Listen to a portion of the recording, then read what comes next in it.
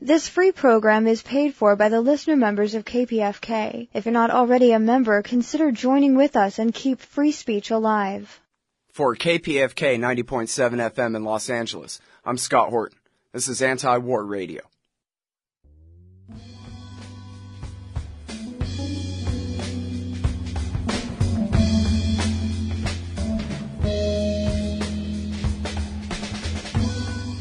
All right, y'all, welcome to the show. It's Anti-War Radio here on Pacifica, 90.7 FM in L.A. Of course, we're also 98.7 in Santa Barbara, 93.7 down in San Diego, and 99.5 in Ridgecrest, China Lake. Appreciate y'all tuning in to the show today. Got a good one for you. David Swanson's going to be here. He's the author of the books Daybreak and War is a Lie, and has some very interesting stuff to talk about with him. But first, I'd like to play for you an interview that I recorded earlier this afternoon with Congressman Dennis Kucinich. Introducing Dennis Kucinich. He's a congressman in the Democratic Party representing Ohio's 10th district. He ran for president in 2004 and 2008. He's currently the chairman of the Domestic Policy Subcommittee of the House Committee on Oversight and Government Reform, and is, of course, staunchly anti-war and pro-Bill of Rights. Welcome to the show. How are you doing? Good to be with you. Thanks for the invitation. Well, I'm very happy to have you here. So, I want to talk about Afghanistan, but I can't help but put Bradley Manning and the issues surrounding his case at the front of the list here, Congressman. It seems that the young man is being mistreated in military custody, and I know that you've been trying to meet with Bradley Manning and get permission to meet with him in the brig for as long as a month now, and you've as yet been unsuccessful in having a chance to visit him in military custody there. Is that right? That's right. I put in a request to the Secretary of Defense, who referred me to the Secretary of the Army, who referred me to the Secretary of Navy, who referred me to the Secretary of Defense, and still not an answer on whether or not I can visit Unbelievable. Private Manning. I could see them giving the runaround like that to a reporter or something, but you're a congressman. They can't treat you that way, can they? Actually, they shouldn't treat reporters that way, but they shouldn't treat anyone that way. They should be accountable. But unfortunately, for whatever reason, the Pentagon doesn't have any accountability.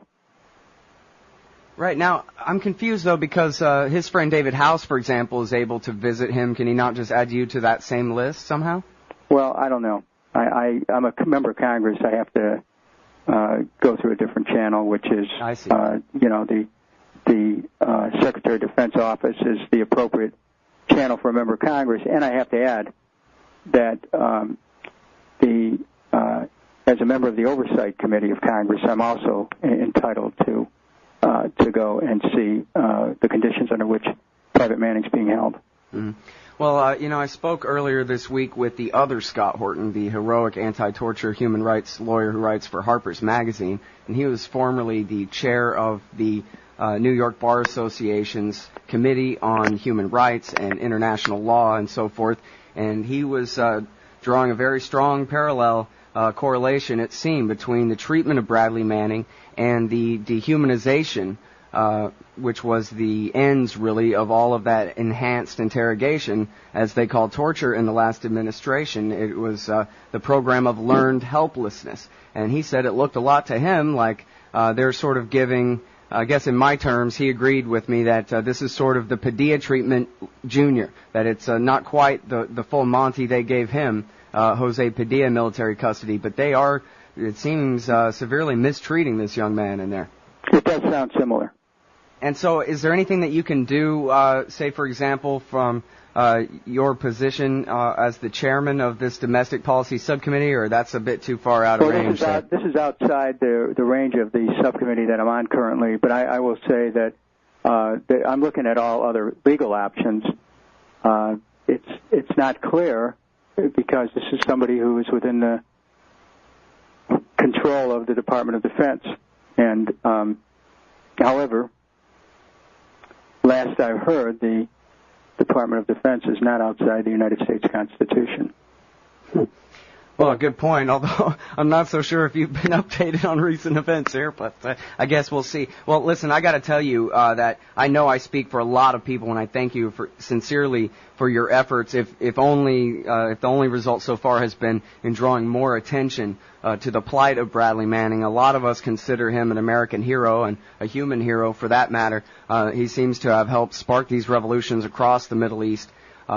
Against terrible dictators there, and has accomplished much more than that, if it is indeed true that he did what they say he did. And so it's especially terrible to see them mistreating somebody like him, a hero like him, in this way. And so I just sincerely want to thank you for your effort, and I hope you'll continue to try to help him.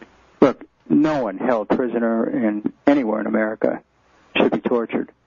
And the fact that he's awaiting trial, and they're doing this to him, raises serious questions about our criminal justice process, and I'm going to continue my efforts to address the plight of Private Manning and to try to stop this outrageous treatment of him. Mm-hmm. Well, I'm sure you saw today the president said, well, he checked with the Defense Department, and they assured him that everything is within the proper guidelines. Yeah, I checked with the Defense Department, too. They told me everything was okay, and the Army Secretary told me everything is okay, and a couple of days later I read that he was being forced to strip naked and stand outside his cell at attention. So, I don't know, it seems that the higher up that people get in our government, the less information they have about what's going on. Right, yeah, the more responsibility they have for what's going on. Interesting how that works, huh? Well, today I'm sure you're also aware that the State Department spokesman, P.J. Crowley, along with Amnesty International, have denounced to varying degrees the treatment of this young man. Do you think anything in D.C. is going to change that would change his circumstances in Quantico?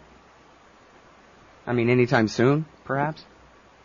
I think that more and more people are getting involved, and that the way in which Private Manning is being treated, publicly, by the way, raises real questions about the decency, about the morality of people in the government, and in particular, the Secretary of Defense has a grave responsibility here because he's acting in the administrative capacity of the highest responsibility. He's acting in the President's stead as a member of the President's cabinet handling defense matters.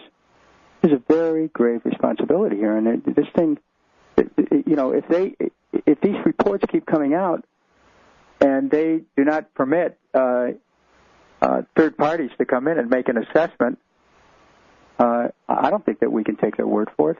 We just can't. All right, now I wanted to ask you about your new resolution introduced Wednesday, I believe, House Resolution 28, directing the President, pursuant to the War Powers Act, to remove U.S. forces from Afghanistan, and the mandate is by the end of this year. Is that correct? That's right. This is an opportunity for people to be heard. I was just notified that the Congress is going to hear this resolution next Thursday. And that means that everyone who is concerned about it ought to call a member of Congress and urge them to vote for the resolution sponsored by myself and Congressman Jones, Republican of North Carolina. It's a bipartisan effort to end the war. Mm-hmm. It's House Concurrent Resolution 28. House Concurrent Resolution 28. And I'm looking forward to the debate and forward to an opportunity to once again demonstrate to the American people the urgency of us getting out of Afghanistan. Mm-hmm. Now, when you say the House is going to debate, you mean it will be voted out of committee and the full House will debate it? Or I'm not sure how it works. The last thing that I've heard is that Republican leadership will bring it to the floor under what's called a unanimous consent, which means everyone agrees that it can be brought up for now. And they may even bypass the committee, and we'll have 2 hours of debate. Mm. Well, we may be a decade too late, but it'd be nice if we could finally get one started there. It is late, no question about it. And I joined you, for the last decade in saying that we should not have gone in there with our troops, and we should not have stayed there. But we are there, and we need to continue our efforts to get out, and this is another opportunity. Well, you know, Robert Gates and the generals continually seem to push the so-called time horizon. You never really get to a horizon, right? And they seem to say now 2014, 2015, etc. What is the policy, do you think? Because sometimes they admit that they'll have to negotiate their way out of there if they're to ever leave, that they cannot, you know, outright win a military victory. Why are we fighting a war in Afghanistan anyway, Congressman? People have forgotten. You know, first it was to go after Al-Qaeda. Now it's to keep Afghanistan safe.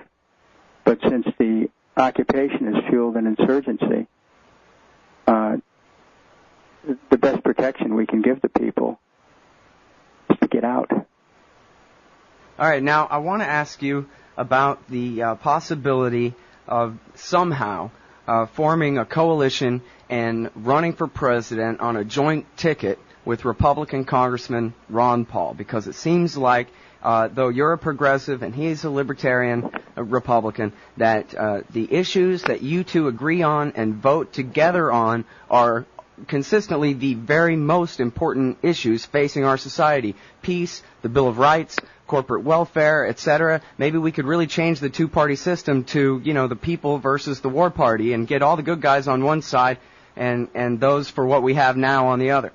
Oh, I have a great deal of respect for Ron Paul. You know, one need not agree with someone on everything to be able to take their measure. And he's someone who is totally dedicated to this country, who is courageous, and I'm glad that he and I have had the chance to work together in opposing these wars and in challenging Wall Street and in working to protect civil liberties. Mm-hmm. All right, well, I want to thank you again for your time on the show.